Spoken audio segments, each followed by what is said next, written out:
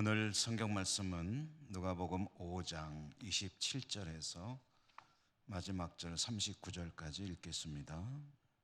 누가복음 5장 27절부터 끝절 마지막 절까지 한 절씩 교독합니다. 그 후에 예수께서 나가사 레위라 하는 세리가 세간에 앉아 있는 것을 보시고 나를 따르라 하시니 그가 모든 것을 버리고 일어나 따르니라.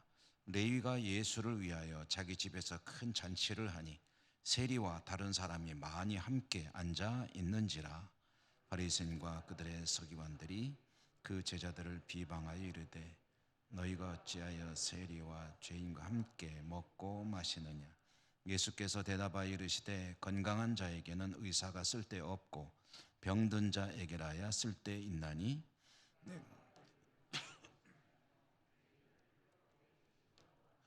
그들이 예수께 말하되 요한의 제자는 자주 금식하며 기도하고 바리새인의 제자들도 또한 그리하되 당신의 제자들은 먹고 마시나이다.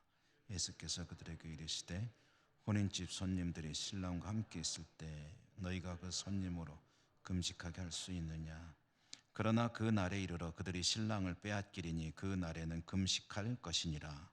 또 비유하여 이르시되 새 옷에서 한 조각을 찢어 낡은 옷에 붙이는 자가 없나니 만일 그렇게 하면 새 옷을 찢을 뿐이요 또 새 옷에서 찍은 조각이 낡은 것에 어울리지 아니하리라. 새 포도주를 낡은 가죽 부대에 넣는 자가 없나니 만일 그렇게 하면 새 포도주가 부대를 터뜨려 포도주가 쏟아지고 부대도 못 쓰게 되리라. 새 포도주는 새 부대에 넣어야 할 것이니라. 묵은 포도주를 마시고 새 것을 원하는 자가 없나니 이는 묵은 것이 좋다 함이니라. 아멘. 오늘 날씨도 많이 차고 또 길도 미끄럽고 참 여러 가지로 어려운데 하나님 앞에 나오신 여러분들을 우리 하나님께서 축복해 주시기를 기원드립니다. 수요일에는 우리가 이제 신약 성경을 읽어 보십시다 하는데 신약 성경이 27권의 책이죠. 그런데 27권의 책을 완전하지는 않지만 이제 시대의 사건의 순서에 따라서 한번 읽어 나가 본다면 이제 예수님의 이야기로 시작해서 초대교회 이야기, 그리고 우리 하나님께서 주신 마지막 때의 종말에 관한 예언으로 신약 성경의 이제 스토리를 구성해 볼 수가 있습니다. 그래서 우리는 이제 지금 예수님의 이야기를 읽기 시작했습니다. 그 예수님의 이야기를 약 한 100회 정도에 걸쳐서 설교를 해야 되겠다고 생각을 하고 있는데 단순한 설교라기보다는 제 성경을 읽으면서 그 속에 들어있는 이야기들을 주일날 하긴 좀 어려워요. 그래서 수요일날은 조금 더 자세히 이제 필요하면은 이제 그림도 좀 봐가면서 할 텐데 지금은 아직은 뭐 그림을 동원할 필요는 없겠다 싶어서 말씀으로만 드립니다만은 이제 예수님의 이야기를 읽기 시작해서 서론격으로 예수님이 이 땅에 오시는 이야기, 어린 시절 이야기, 그리고 12세 되셨을 때 예루살렘에 가셨던 이야기, 그 뒤에 이제 성인이 되시면서 공생애로 들어가시는데 공생애의 그 전체적인 그 단계를 셋으로 나눈다고 말씀드렸죠.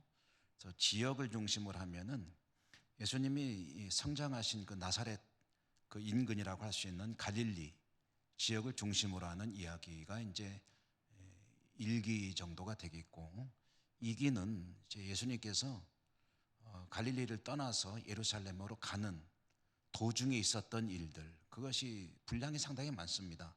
그래서 그것은 이제 2기라고 본다면 예루살렘에 도착해서 성전을 중심으로 일주일간 활동을 하시고, 그리고 이제 결국은 십자가에 죽으시고 부활하시는 이야기, 이것을 이제 3기라고 할 수가 있겠습니다. 우리는 지금 예수님의 1기 생애, 공생애의 1기 이야기를 읽어나가고 있고요. 이제 그 주 무대는 갈릴리의 가버나움이라고 하는 동네였다라는 것도 여러 차례 말씀드렸으니 이제 조만간 필요하면은 이제 그 갈릴리 주변의 그 지도도 좀 보시면서 눈에 좀 익히도록 하겠습니다.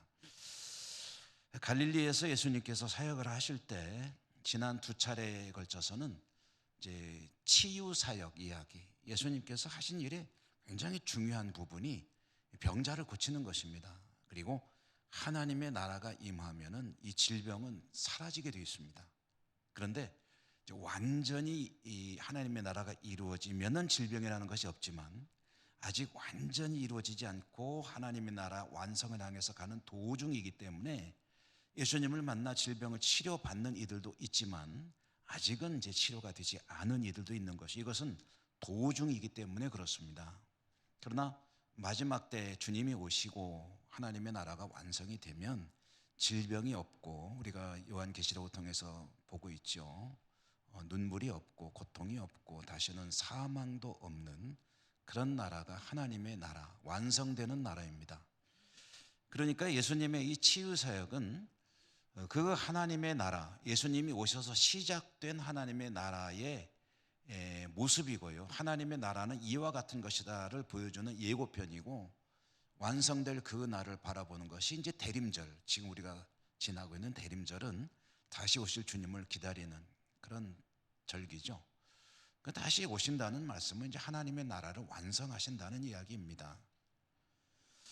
자, 오늘은 이제 병자들을 고친 이야기 이어지는 이야기인데, 오늘 우리가 읽은 말씀, 받은 말씀은 2가지 큰 내용을 담고 있습니다. 하나는 레위라고 하는 제자를 부르시는 이야기, 그리고 이어서 이제 그 금식에 관해서 바리새인과 서기관들이 문제 제기를 했을 때 거기에 대해서 예수님께서 답변하시는 내용, 크게 2가지가 있는데, 이것은 이제 금식의 문제, 정결의 문제와 직결되는 그런 이야기이기도 합니다.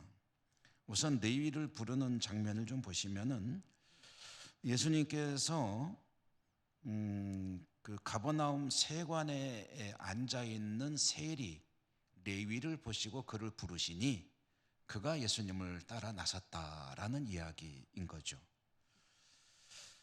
가버나움 세관의 세리인 레위, 레위가 누구냐 하면은 이제 레위라는 이름보다 우리에게 익숙한 이름은 마태입니다. 이 레위가 마태입니다. 마태복음을 기록한 마태가 바로 이 레위입니다. 그래서 이 레위는 세관 공무원이었기 때문에 상당히 이제 지식적으로는 뭐 괜찮은 수준에 있는 사람이 아니었겠네, 공부는 많이 한 사람이었을 것이다, 이렇게 보고 있는 거죠. 오늘날은 세무공무원들은 이제 공직자로서 상당히 좀 선망되는 직업 중에 하나이지만, 그 당시 예수님 당시의 세리, 세무공무원들은 그러니까 혐오, 같은 동족인 유대인들에게 혐오, 나아가서 증오의 대상이었다고 말할 수 있겠습니다. 혐오보다는 조금 더 센 증오의 대상. 그 세리와 같은 동급으로 취급받는 사람은 사마리아인들, 그 다음에 그보다 오히려 이제 다른 죄인들이나 성경에 많이 나오는 이제 부정한 사람의 대명사라고 할 수 있는 이제 창기나 이런 사람들은 오히려 더 한 등급이 위라고 볼 수 있습니다.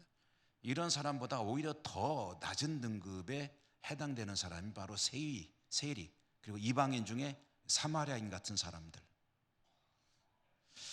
그런데 이 세리, 이 혐오의 대상, 증오의 대상은 세리가 그런 이유는, 이 사람들은 동족들을 착취해 가지고 로마 정부에 협력할 뿐 아니라 자신의 배를 불리는 그런 거머리 같은 존재였기 때문입니다. 동족들, 그렇지 않아도 살기 어려운 동족들에게 세금을 거두는데 과하게 거두는 거죠. 그래가지고 로마의 정부에다가는 일정 부분만 납입하고 나머지는 이제 내 몫이 되는 그런 이제 일종의 세금 장사꾼들이거든요. 그러니까 동족들이 볼 때는 그야말로 정말 죽여버리고 싶은, 그냥 볼 때마다 증오할 수밖에 없는, 일제시대 일제강점기 우리 그 일본에 협력하여 우리 그 동족들을 괴롭혔던 그런 사람들을 생각해 보면 이해가 되겠죠. 오늘 그 레위라고 하는 사람을 예수님께서 제자로 부르십니다. 오늘 27절 말씀에 보면은 예수께서 나가사 레위라 하는 세리가 세관에 앉아 있는 것을 보시고 나를 따르라 라고 말씀을 하십니다.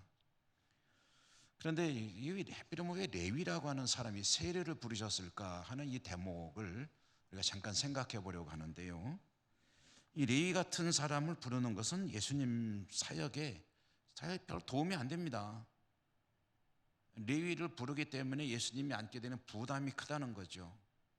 우선 예수님을 따르는 그 민중들, 일반 군중들이 볼 때에 이 레위 같은 사람을 끌어들이는 것은 아주 뭔가 못마땅한, 그리고 비판의 대상이 될 수 있는 그런 행위를 한 것이 되는 거거든요. 그럼 예수님께서는 이 레위라고 하는 사람을 도대체 왜 부르셨을까?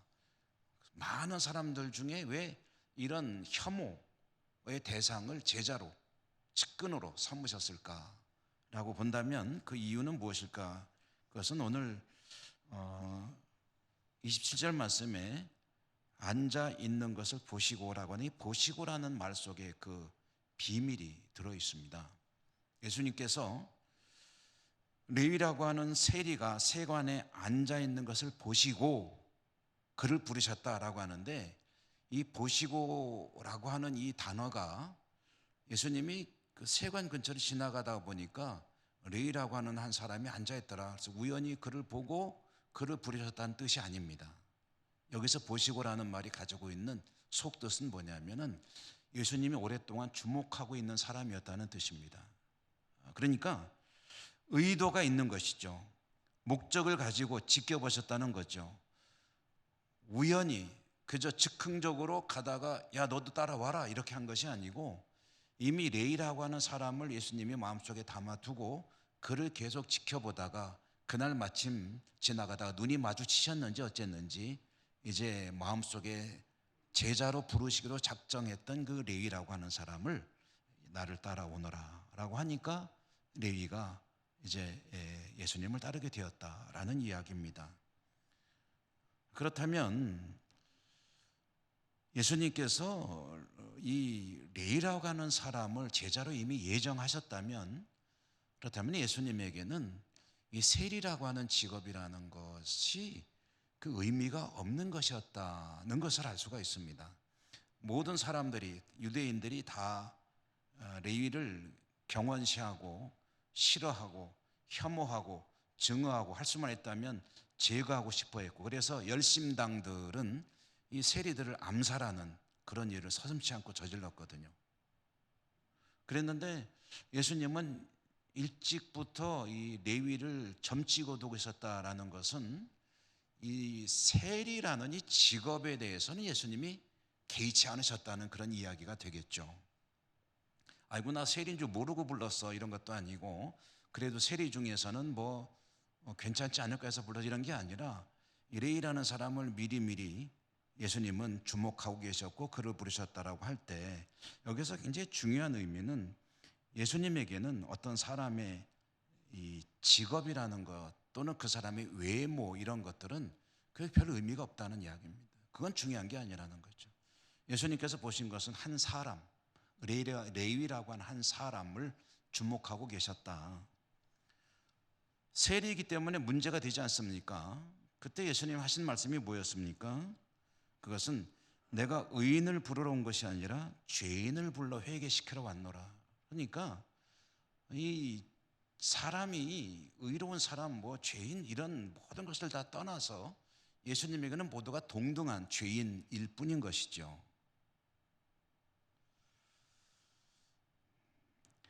여기서 한 가지 소중한 우리에게 주어지는 교훈이 있다고 한다면, 주님께서 어떤 사람도 그가 가지고 있는 직업이나 또는 외모나 또 다른 어떤 조건을 가지고 차별하지 않으신다는 사실, 이것을 가지고 교회 공동체가 주님의 몸이기 때문에, 주님은 교회의 머리시잖아요. 그러므로 교회 공동체는 주님의 뜻에 따라서 어느 누구도 차별하는 그런 시각을 가져서는 안 된다라는 것을, 그 교훈을 우리가 또 하나 듣게 됩니다. 주님이 그러셨듯이 외모로 사람을 판단하지 말아야 한다. 하나님의 사람은, 교회는 하나님의 사람은. 그런데 이런 이야기가 성경 속에 자주 나오거든요. 그럼 왜 그러냐 하면은 그렇지 않아야 할 교회 공동체가 또는 성도가 사람을 외모로 보기 때문에 그렇다라는 것이 되겠죠. 오늘날의 교회들도 사실 그런 면이 없지 않다고 말할 수는 없을 것입니다. 그런데 초대교회도 그랬을까? 그렇습니다. 초대교회도 그랬습니다. 초대교회도 사람을 외모로 판단하고 차별하던 일이 너무 많았던 것으로 보입니다. 그 좋은 한 가지 실예를 들어본다면 야고보서 2장에 보면은 이런 이야기가 나옵니다. 여러분 나중에 한번 야고보서 2장을 읽어보십시오. 댁에 가셔서. 야고보서 2장에 보면은 초기 교회에 모임을 갖는데, 야고보서라는 것이 이제 사도 야고보가 초기 교회 여러 교회들에게 보내는 편지 글이거든요. 야고보는 예수님의 동생 야고보로 알려지고 있고 초기 교회 지도자 중에 아주 유력한 그런 인물이었죠. 이런 인물이 교회들에게 편지를 보냈습니다. 이것은 이제 말하자면 요즘으로 치면은 이제 목회 서신, 국가적인 그런 차원에서 본다면 무슨 대통령 시정, 무슨 방침 전달 뭐 이런 게 되겠죠. 어쨌든 교회 지도자인 야고보 사도가 교회들에게 보내는 편지에 보면은 거기에 수많은 권고 사항들이 들어 있는데, 그 중에 2장에 보면 공동체가 모임을 하는데 두 사람이 들어와요. 두 사람이 들어오는데 한 사람은 보기만 해도 왠지 겉으로 부유한 티가 줄줄 흐르는, 귀티가 나는 그런 사람이 들어온 겁니다. 그러자 교회가 그 사람을 어떻게 맞이하냐면은 이쪽으로 오십시오, 이쪽으로 오십시오 해가지고 제일 좋은 자리, 제일 상석이라고 할까요? 그런 자리로 이제 안내를 한다라는 이야기입니다. 그런데 두 사람이라고 그랬잖아요. 또 한 사람이 들어옵니다. 그러니까 그 사람은 보기에 너무 남루한 그런 외모를 가지고 있는 거예요. 그 사람이 들어오니까 교회가 뭐라 그러냐면 너는 저쪽에 가서 구석에 가서 앉아 있어라 라고 말을 한다는 거예요. 이것이 야고보 사도가 그 당시 교회들에게 보내는 편지에 나오는 한 에피소드를 전해준 건데요. 이게 무슨 얘기겠습니까? 교회 공동체는 사람을 외모로 판단하고 차별하는 일이 없어야 되는데 실제로 이런 일이 비일비재하기 때문에 교회 지도자인 야고보 사도가 교회들에게 일종의 목회 서신, 중요한 권고 사항들을 보내면서 교회에서 이런 일이 없도록 하십시오. 외모가 보기에 화려해 보이는 사람은 상석으로 모시고 외모가 누추해 보이는 사람은 저쪽으로 가라고 멸시하는 이런 일을 저지르면 안 됩니다 라는 이야기를 이제 하고 있는 거거든요. 그러니까 여러분 보십시오. 야고보 사도가 초대교회 교회들에게 편지를 보내면서 상당히 적지 않은 분량을 할애해서 거기에 이런 이야기를 담고 있다는 것은 초대교회 시대에도, 우리가 가장 이상적인 교회라고 생각하는 초기 교회 시대에도 이런 일들이 있었다. 그래서 교회 지도자가 그것을 권고하지 않을 수 없는 그런 모순들이 있었다 라는 것을 반증해 주는 이야기죠. 예수님은 세리 레위를 바라본 것이 아니고 레위라고 하는 한 사람을 바라보시고 그를 따르라 명하셨습니다. 그러자 레위가 오늘 말씀에 보면은 28절에 보니까 그가 모든 것을 버리고 일어나 따르니라 라고 했는데요. 여기서 우리가 모든 것을 버리고 라는 말의 의미도 좀 잘 이해를 하는 게 좋겠습니다. 모든 것을 버리고 라고 하니까 굉장히 오해들을 많이 하세요.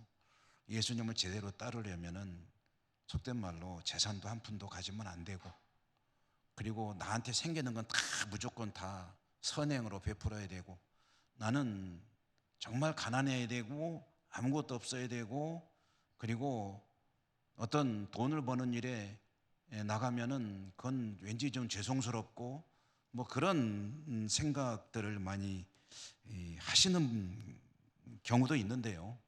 이 성경에서 모든 것을 버리고라는 것은요, 그런 것이 아닙니다.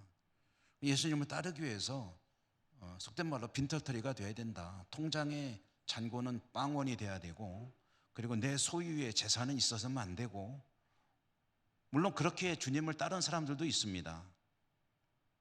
이집트의 안토니 수도사 같은 경우에는 우연히, 아주 그 이집트의 대부호였었거든요. 근데 우연히 예배에 참석했다가 모든 것을 버리고 예수님을 따르라는 말씀을 듣고 자기 재산을 다 가난한 자들에게 나눠주고 예수님을 추종하는 수도사가 되었던 그런 경우들도 있기는 있습니다. 그런데 성경이 의미하는 바는 사실은 그건 아니다라는 거예요. 모든 것을 버리고 예수를 따르니라라는 것은 물질의 이야기가 아니고 이 사람의 삶에 관한 이야기입니다. 삶에 관한 이야기. 모든 것을 버렸다라고 하니까 이 사람의 삶의 방향이 새로워지는 것이고 목표가 새로워지는 것이고, 그래서 이제 이후로는 내 삶은 온전히 예수 그리스도를 따르는 것에 드려지는 그런 인생을 산다. 이것이 모든 것을 버렸다는 말의 뜻입니다. 예수 믿기 때문에 부자는 안 되느냐? 한동안 우리 한국교회도 그 논쟁이 뜨거웠던 적이 있습니다. 청부론이니 무슨 이런 얘기가 있어가지고 한참 시끄러웠는데, 적어도 성경 속에 이 말씀의 뜻은 그렇다는 말씀입니다. 이 말씀은 모든 재산을 다 나눠주고, 그리고 나는 그야말로 무일푼이 돼가지고 먹을 때는 먹고 못 먹어도 할 수 없고 그러면서 따른다는 그런 의미는 아니고, 완전히 새로운 방향으로 삶의 방향이 설정이 된다라는 의미고요. 그렇기 때문에 여러분 보십시오. 레위가 만약에 모든 걸 다 버리고 떠났으면 예수님을 위해서 잔치를 어떻게 베풀겠습니까? 요즘 말로 치면은 무슨 뷔페를 빌려가지고 거기서 예수님을 위해서 큰 잔치를 베풀었다 할 때 다 버리고 일어나 따랐으면은 그럴 돈이 어디 있겠습니까? 레위는 무슨 무일푼이 됐다는 그런 뜻이 아니고, 이 사람의 삶의 방향이 완전히 새롭게 재설정이 되었다라는 그런 이야기라는 말씀. 어쨌든 레위는 이렇게 예수님의 부르심을 받은 이후에 예수님께 부르심 받은 것이 감격스러웠던지 큰 잔치를 베풀었습니다. 잔치를 베푸는 그 자리에는 동료 세리들도 많이 왔습니다.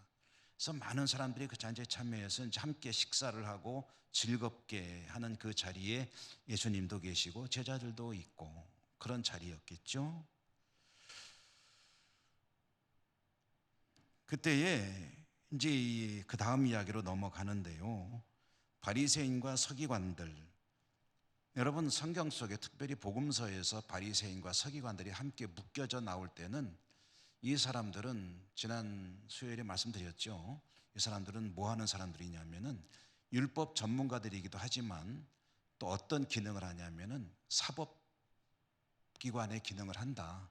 그래서 경찰과 법원과 또 검찰 이런 세 가지 어떤 사법 쪽의 그 분야, 형사 쪽 분야, 이쪽 기능을 하는 사람들이기도 했다라는 말씀을 드렸습니다. 그러니까 이제 바리새인과 서기관들이 예수님을 계속 주목하며 뭐 하는 거죠? 사찰하는 거죠. 사찰을 합니다. 아주 뭔가 이제 문제가 되면은 이제 그것은 이제 고발하는 거죠. 그런데 이 바리새인과 서기관들이 이제 예수님의 이런 행동들을 보면서 한 가지 이제 문제를 제기하는 거예요. 뭐냐면 금식에 관한 이야기입니다. 오늘 이 사람들의 말을 그대로 한번 33절인데요. 보면은 하는 말이 뭐라고 그러냐면, 요한의 제자는, 여기서 요한은 세례 요한을 말합니다. 세례 요한의 제자들은 보니까 자주 금식합디다. 기도도 많이 합디다. 금식 기도. 그리고 바리새인들도 그럽니다. 제자들이 그런다는 거죠. 그런데 당신의 제자들은 안 그러더라는 거죠. 먹고 마시고 그저 즐거워하기만 하는데 이거 뭔가 잘못된 거 아닙니까? 라는 이야기를 합니다. 왜 다른 사람들은 다 경건이거든요. 이것은 금식은 경건에 힘쓰는데 당신이나 당신의 제자들은 그런 일을 안 하는 겁니까? 라고 문제를 삼는 것입니다.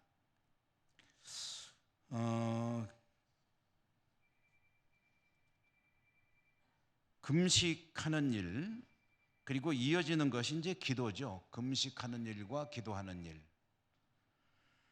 이 금식과 기도는 유대인들의 대표적인 경건 생활입니다. 우리들의 경건 생활은 예배에 잘 참여하고, 그리고 기도 생활, 성경 읽기 이런 것들을 잘 하는 것이라고 한다면, 유대인들은 금식과 기도입니다. 금식과 기도. 금식과 기도를 하는데, 유대인들에게 있어서 금식, 모든 백성들이 다 금식하는 날이 있습니다. 그날은 이제 대속죄일, 1년에 하루 대속죄일은 금식 기도를 하는 날이고, 이날은 하루 종일 왼종일 이제 금식하는, 24시간을 금식하는 거고요. 대체적으로 유대인들의 금식이 이제 각자 개인적인 사정에 따라서 금식하는 일이 많이 있었거든요. 자기의 어떤 소원이 있을 때 금식하며 기도하고, 질병으로 인해서 금식하며 기도하고, 어떤 간절한 소원이 있을 때 금식하며 기도하고, 또 나라와 민족으로 해서 무슨 회개하면서 금식 기도할 때는 재를 뿌리고 옷을 찢고 그러면서 며칠씩 이제 금식하며 기도하기도 했고, 그런데 그냥 일반적인 경건으로서의 금식은 일주일에 한 2번 정도를 금식을 했다고 합니다. 그래서 이제 요일도 대체로 정하고 하는데, 월요일과 목요일 이틀은 금식하는 날이었습니다. 그런데 하루 종일 금식하냐면 그건 아니고, 해 떠 있는 동안 금식하는 거예요. 그러니까 날 밝으면 식사를 안 하고 있다가 해가 넘어가면 그때 식사를 하는 거예요. 여러분, 요즘 우리가 이제 보죠. 언제 봅니까? 그 무슬림들, 이슬람 사람들이 라마단이라고 해서 금식하는 기간이 있죠. 보통 10월 달에 하는 걸 알고 있는데, 이 금식하는 기간이 되면 이 사람들은 해가 떠 있는 낮에는 밥을 안 먹어요. 그리고 해만 넘어가면 그때는 이제 이렇게 표현해서 죄송한데 광란의 식사를 합니다. 못 먹은 거 다 그냥 채워가면서 먹죠. 그리고 오히려 축제처럼 먹습니다. 그러니까 아마 이 같은 중동 지역이라 그런 게 좀 비슷한 게 아닌가 싶은데요. 유대인들의 경건의 금식은 그랬습니다. 낮 동안에는 밥을 먹지 않고, 음식을 먹지 않고, 해가 지면 음식을 먹는, 그리고 월요일과 목요일 2번 정도 금식하는 것이 정해진 일종의 경건으로서의 금식이었거든요. 그렇게 금식하는 것이 유대인들에게는 미덕입니다. 그리고 공로였습니다. 그렇게 함으로써 자기 어떤 그 업적을, 영적인 업적, 경건의 업적을 쌓아가는 그런 것으로 생각을 했다는 거죠.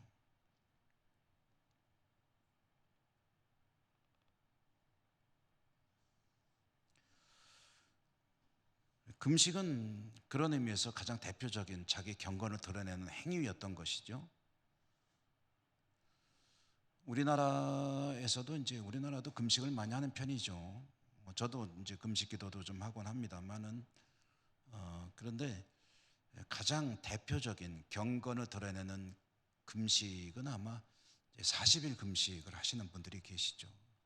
저는 우리 예천교회에 와서는 40일 금식하는 분을 보지는 못했지만, 제가 우리 예천에 오기 전에 먼저 교회에서는 종종 볼 수 있었습니다. 특별히 권사님들 가운데 40일 금식기도 하는 분들이 계셨어요. 40일 금식기도 하면은 많이 몸은 좀 많이 힘들죠. 그런데 정말 대단했던 분 한 분이 있는데, 그분은 금식을 기도원 가서 하거나 또는 어디서 안 하고 집에서 해요. 집에서 하는데, 가정주부기 때문에 식구들 식사를 다 차려주면서 본인은 40일 금식을 하는 분을 보고 놀랬던 적이 있습니다. 근데 무심코라도 밥알 하나라도 이제 바쁘다가 떨어진 거 무심코 집어서 입에 넣을 수도 있잖아요. 이제 그러면 이제 다시 해야 되잖아요. 일종의 율법적으로 하니까. 그런데 그분은 어쨌든 집에서 식구들 밥을 다 챙겨가지고 차려서 이제 주부로서 역할을 하면서 금식기도 하는 것을 본 적도 있고요. 그렇게 하면서 이제 자신들의 일종의 경건에 힘쓰는 그런 경우들을 우리가 보게 되는데, 유대인들은 그 금식이 경건의 일종의 최고의 어떤 덕목이고, 그렇게 함으로써 자신의 경건을 드러내고, 금식을 하는 목적이 있습니다. 이런 대체적으로 유대인들이 금식에 힘쓰는 이유, 금식하면서 기도하는 이유는 뭐냐면은 메시아를 기다리면서 금식을 하는 것이었습니다. 메시아가 빨리 오셨으면, 그래서 계속해서 자신의 어떤 금식을 통해서 공로를 쌓아가는 거, 이렇게 해가지고 메시아가 빨리 오시기를 나는 간구한다 라는 그런 의미의 금식이었는데요.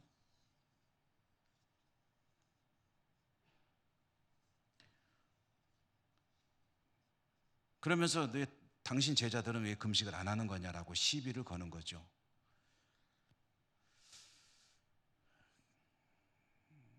그런 그들에게 예수님께서 들려주신 이야기는 잔치집의 신랑 이야기였습니다. 이거 굉장히 중요한 이야기입니다.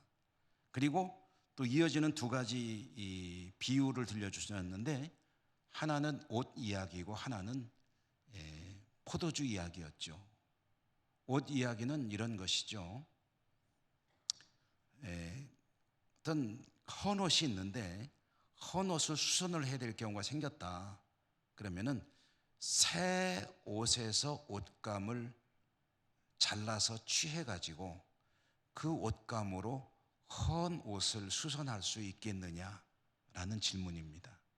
그러면은 새 옷이 망가지게 되고, 그리고 헌 옷에 그렇게 수선해봤자 어울리지도 않고, 그렇게 하면은 새 옷도 망가뜨리고 헌 옷도 망가지는 그런 결과가 되지 않느냐. 그러니까 새 옷과 헌 옷을 그렇게 혼합하는 것은 둘 다 망가뜨리는 것이고 무의미한 것이다 라는 이야기를 하셨고요. 또 한 가지 이야기는 포도주 이야기인데, 포도주를 새로 담으면 새 가죽 부대에 담아야지 헌 가죽 부대에 담으면은, 그러면 이 헌 가죽 부대가 새 포도주를 감당하지 못해서 이제 터져버리게 된다는 거죠. 이것은 제가 한 두어 차례 말씀드린 것 같은데요. 이 가죽 부대에다가 포도주를 담아서 발효를 시키거든요. 그러면은 이 새 가죽 부대는 이 탄력이 있기 때문에 발효돼서 가스가 좀 부풀어 올라도 이게 버텨줍니다. 그런데 한 번 쓰고 이제 다시 재활용하는 가죽 부대는 한 번 쓰고 나면 이게 좀 굳어버린다고 그래요. 딱딱해진다는 거죠. 그러니까 거기에 새 포도주를 담으면 부풀어 오를 때 그걸 감당을 못해가지고 터져버린다는 거예요. 그러면 이 부대를 그냥 다른 데다 썼으면, 물통으로 쓰든지 다른 거를 담는 데 썼으면 쓸 수 있었는데, 그러다 새 포도주를 담는 바람에 터져가지고 이 가죽 부대도 버리게 되고, 굉장히 귀한 거거든요. 가죽 부대도 버리게 되고 포도주도 쏟아져서 다 버리게 되고, 그러니까 이것도 버리고 저것도 버리게 되는 결과가 되었다. 그러니 헌 가죽 부대에다가 새 포도주를 담는 사람은 어리석은 사람이라는 거죠. 그런데 이 두 이야기의 핵심이 뭐냐면은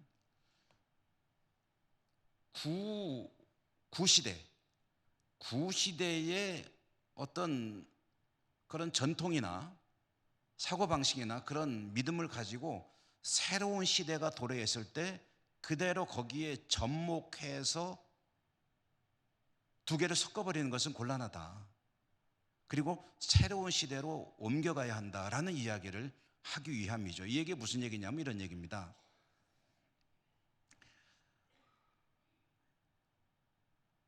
당신의 제자들은 왜 금식을 안 합니까?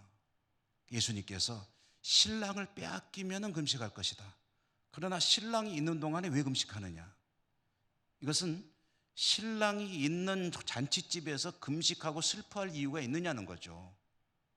잔치가 벌어진 집에서는 먹고 마시고 즐거워하는 것이지 슬퍼할 일이 없다라는 것이고, 그렇다면 이게 무슨 얘기냐면 당신들이 금식하며 그렇게 간절히 기다리던 메시아인 내가 여기 와 있다는 거예요. 이제 메시아가 왔다는 이야기입니다.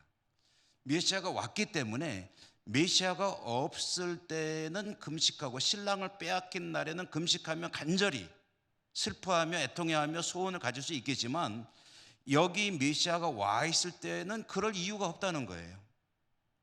메시아를 향해서 기다리는 마음을 가지고 금식하는 것은 그는 의미가 없는 것이고, 오신 메시아가 새로운 율법에 대한 해석과 여러 가지 신앙적인 지침을 내어놓을 때 과거의 전통에 얽매여서 그것을 제대로 받아들이지 못하거나 두 개를 섞어버린다면 마치 헌 옷에다가 새 옷을 갖다가 꼬매는 것과 같고, 헌 가죽 부대에다가 새 포도주를 넣는 것과 같기 때문에 이것도 아니고 저것도 아니고, 새 포도주는 그래서 새 부대에 넣어야 되고, 과거의 전통에 얽매일 것이 아니라 이제는 메시아로 이 땅에 온 나의 가르침을 따라야 한다라는 이야기를 들려주는 그런 말씀이라는 것입니다.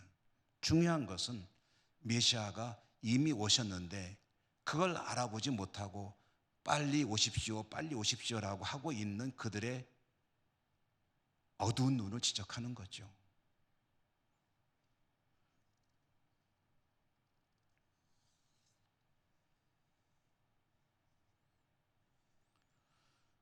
혼인집에 신랑이 없다면 슬퍼할 수 있겠죠. 그러나 이미 신랑이 와서 함께 잔치하고 있는데 거기서 빨리 신랑이 와야 되는데 하고 슬퍼한다면 그 얼마나 우스운 꼴이 되겠느냐.